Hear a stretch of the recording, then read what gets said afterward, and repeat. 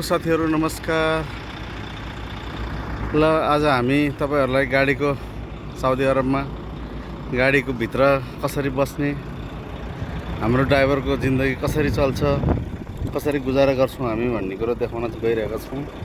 यो मेरो गाडी हो अनि यो यसको ब्याट्रीको हो स्विच। यसलाई म अन गर्छु। अब म भित्र जाँदै छु हैन। यो गाडीको लक खोलेछु। गाडीको लक खोलेर अब म भित्र जाने विचार गर्दै छु। यो मेरो सेफ्टी सुज हो। यो गाडीको भित्र छिर्दै छु।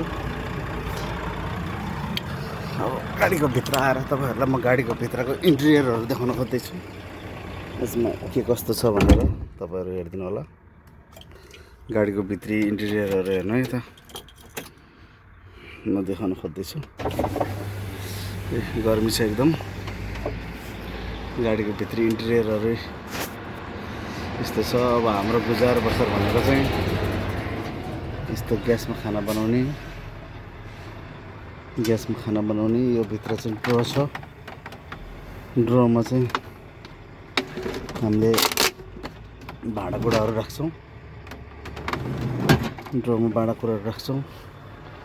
अनि पानी बोतल हेर्नुस्, पानीको बोतल गाडीमा हुन्छ। अनि हाम्रो गाडीमा चाहिँ सिट यो कन्डक्टर सिट भइहाल्यो। यो हेलमेट पनि छ ताकि सेफ्टीको लागि हेलमेट लाउनु पर्ने हुन्छ। यो सुत्ने बेड चाहिँ हाम्रो यस्तो हुन्छ है त। हेर्नुस्, गाडीमा सुत्ने व्यवस्था, गाडीमा पानीको व्यवस्था, ग्यासको व्यवस्था, खाना पकाउने भाँडाहरुको व्यवस्था र यो भल्भो गाडी हो हैन। यो भल्भो गाडीको पुरा व्यवस्था यसरी लाइन साथीहरु। सुत्ने ठाउँ यस्तो छ। सुत्ने बेड यस्तो छ गाडीमा है त। ल हेर्नुस्, देख्नु भयो नि। यही हो हाम्रो साउदी अरबमा बसेर चाहिँ गाडीमा कसरी हामीले चाहिँ सेटअपहरु मिलाएर राख्नुपर्छ भन्ने कुरो तपाईहरुलाई देखाएको छु। भिडियो मन परे लाइक गर्नु होला, सब्स्क्राइब गर्नु होला। फेरि नयाँ भिडियोहरु हाल्दै जाने छौं।